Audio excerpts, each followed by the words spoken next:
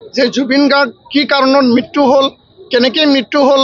কিয় হত্যা কৰিলে, কি ষড়যন্ত্ৰ আছে, সেই গোটেই তথ্য আখৰে আখৰে দাড়ি কমা সকলোকে স্পষ্ট আকাৰে অসম চৰকাৰ আৰু SITয়ে তদন্ত প্ৰক্ৰিয়া যি ধৰণে আগুৱাই নিব লাগে, ক্ষিপ্ৰতাৰে আগুৱাই নিব লাগে আৰু এই তদন্তত কোনো হেমাহি, কোনো যাতে পক্ষপাতিত্বমূলক যাতে নচলে, তাৰ কাৰণে SITয়ে ইয়াৰ ওপৰত নজৰ দিব লাগে। সমগ্ৰ 3,40,00,000 অসমবাসী ৰাইজে চাই আছে, বিশ্ববাসী ৰাইজে চাই আছে আৰু এই তদন্ত আজি যি ধৰণে যাব লাগিছিল, ছিংগাপুৰত যাই পেলাই ক'ত মৃত্যু হৈছিল, কেনেকৈ হত্যা কৰা হৈছিল, হোটেলত কেনেকৈ আছিল, এই সাগৰত কিয় গ'ল আৰু যিগৰাকী মানুহ মেডিকেল তাত গাইডেন্স আছিল যে পানীত যাব নালাগে, জুইত যাব নালাগে, তাক কিয় সাগৰলৈ নিয়া হ'ল, কিয় পানীত নিয়া হ'ল, এই গোটেই তদন্ত অতি সোনকালে ক্ষিপ্ৰতাৰে হ'ব লাগে। আৰু বিশ্বৰ ইয়াৰ আমুঠু জুবিন গাৰ্গৰ ন্যায় বিচাৰি পেলাই আৰু ন্যায় প্ৰদান এই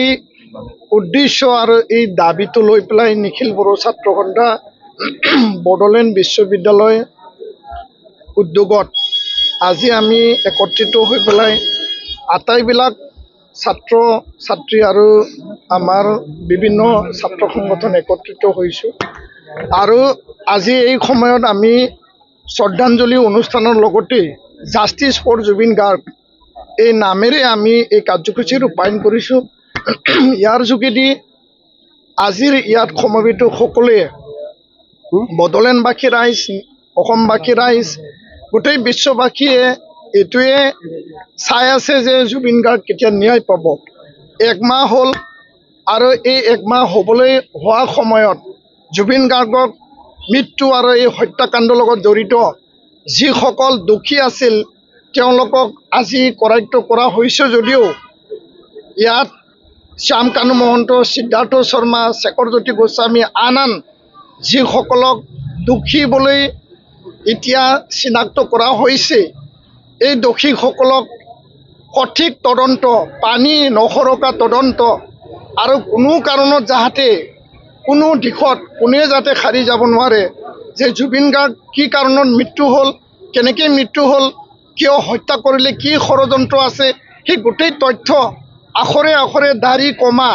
সকলোকে স্পষ্ট আকাৰে অসম চৰকাৰ আৰু SITয়ে তদন্ত প্ৰক্ৰিয়া যি ধৰণে আগুৱাই নিব লাগে, ক্ষিপ্ৰতাৰে আগুৱাই নিব লাগে আৰু এই তদন্তত কোনো হেমাহি, কোনো যাতে পক্ষপাতিত্বমূলক যাতে নচলে, তাৰ কাৰণে SITয়ে ইয়াৰ ওপৰত নজৰ দিব লাগে। সমগ্ৰ 3,40,00,000 অসমবাসী ৰাইজে চাই আছে, বিশ্ববাসী ৰাইজে চাই আছে আৰু এই তদন্ত আজি যি ধৰণে যাব লাগিছিল, ছিংগাপুৰত যাই পেলাই ক'ত মৃত্যু হৈছিল, কেনেকৈ হত্যা কৰা হৈছিল, হোটেলত কেনেকৈ আছিল, এই সাগৰত কিয় গ'ল আৰু যিগৰাকী মানুহ মেডিকেল তাত গাইডেন্স আছিল যে পানীত যাব নালাগে, জুইত যাব নালাগে, তাক কিয় সাগৰলৈ নিয়া হ'ল, কিয় পানীত নিয়া হ'ল, এই গোটেই তদন্ত অতি সোনকালে ক্ষিপ্ৰতাৰে হ'ব লাগে। ছিংগাপুৰত থকা আছাম এছ'চিয়েশ্যনৰ বহুকেইগৰাকী ব্যক্তি আজি আহিছে, SIT বা CIDৰ এই তদন্তত তেওঁলোকে নিজৰ ষ্টেটমেণ্ট দিছে, কিন্তু এভিডেন্স আমাক লাগে, তথ্য আমাক লাগে যে ছিংগাপুৰত যেতিয়ালৈকে নাযায় এভিডেন্স তেতিয়ালৈকে ক্লিয়াৰ নহ'ব আৰু ভাৰত চৰকাৰ, ছিংগাপুৰ চৰকাৰ একেলগে মিলি SIT আৰু এই গোটেই প্ৰক্ৰিয়াটো ক্ষিপ্ৰতাৰে হ'ব লাগে। ৰাইজে জানিব বিচাৰিছে 1 মাহত এই ষ্টেটমেণ্টত তদন্তত কি পালে আৰু সেই তদন্তৰ ওপৰত SITয়ে যিখিনি অসমবাসী ৰাইজক পাৰ্টকৈ কিছু কথা ব্যক্ত কৰিব লাগিছিল, জনাব লাগিছিল। ৰাইজ আজি ক্ষোভত আছে, ৰাইজৰ মনত এতিয়াও আৱেগ আছে, ৰাইজৰ মনত এতিয়াও চেণ্টিমেণ্ট আছে যে হিয়াৰ আপোনাক হেৰুৱাই অসমবাসী ৰাইজে আজি গাৰ্জেন নোহোৱা নিচিনা এই মহান শিল্পীগৰাকী, যাক নেকি ভগৱান স্বৰূপ এটা আমি সকলোৱে শ্ৰদ্ধাঞ্জলি বা শ্ৰদ্ধা জনাইছোঁ, সেইগৰাকী ব্যক্তি হেৰাই পেলাই আজি আমি নিথৰুৱা হৈছোঁ আৰু ইয়াৰ কাৰণে SIT, অসম চৰকাৰ জবাবদিহি, চৰকাৰ জবাব দিবই লাগিব আৰু সমগ্ৰ ৰাইজ চৰকাৰৰ ওপৰত নজৰ ৰাখিছে যে এই চৰকাৰখনে জুবিন গাৰ্গৰ এই হত্যাকাণ্ড, এই মৃত্যুৰ তদন্ত আৰু ইয়াৰ ন্যায় যি জাষ্টিছ সেই জাষ্টিছটো কেনেকৈ দিয়ে ইয়াৰ ওপৰত চৰকাৰৰ ওপৰত সকলোৱে চাইছে আৰু মই এই ক্ষেত্ৰত ক'ব বিচাৰিছোঁ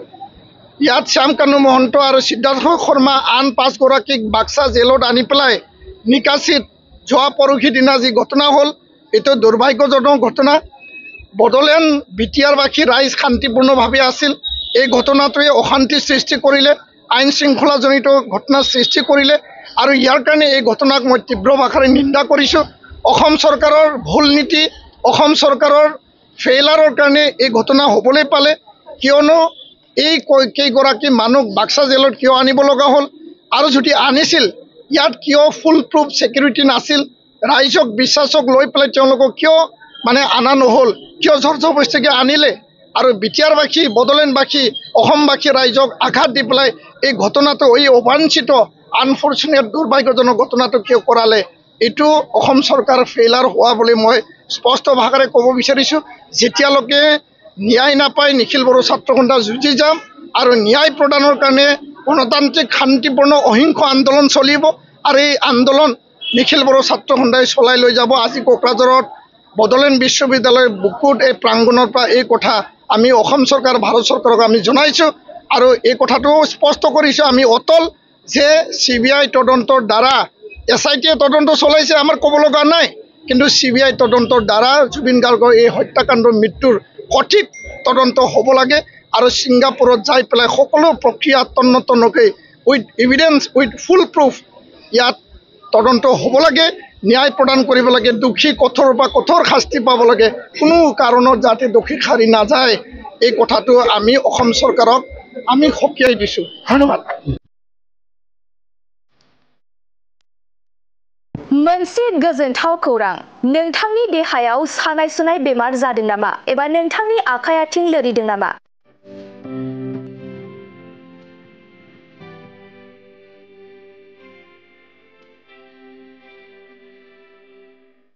जुदि नोंथांनि देहायाव सानाय सुनाय बेमार जादों एबा नोंथांनि आखाइ आथिं लोरिदों अब्ला नोंथांनि थाखाय मोनसे गोजोनथाव खौरां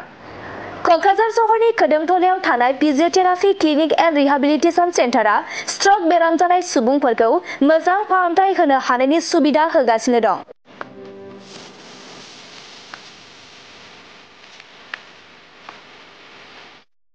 क'क्राझार सहरनि खोदोमथलायाव थानाय जाभा श'रुमजों नांजाबनाय फिजियोथेरापि क्लिनिक एन्ड रिहेबिलिटेशन सेन्टाराव रोंगौथि गोनां कनसालटेन्ट फिजियोथेरापि डक्टर शिला बसुमतारीनि सार्भिस होनायाव stroke sports injury spondylitis sciatic pain joint pain strain and sprain frozen shoulder postural correction paediatric PT after surgery multiple sclerosis post lung infection Parkinson's disease post fractures आरो disc प्रलेप्स slip डिस्कनि बेराम जानायफोरखौ सोखानो हायो एबा बेराम जानाय सुबुंफोरखौ मोजां फाहामथाय होनो हानायनि सुबिदा होगासिनो दं आरो फिजियोथेरापि क्लिनिक एन्ड रिहेबिलिटेशन सेन्टारा क'क्राझार सहराव न'आव थांनानैबो सार्भिस होनो हानायनि सुबिदाखौबो होगासिनो दं बेनिखायनो नोंथाङा आबुङै मिथिबावनो थाखाय गाहायाव होनाय 60015979629 9101439836 जामबुं नम्बराव खौरां लानो हागोन।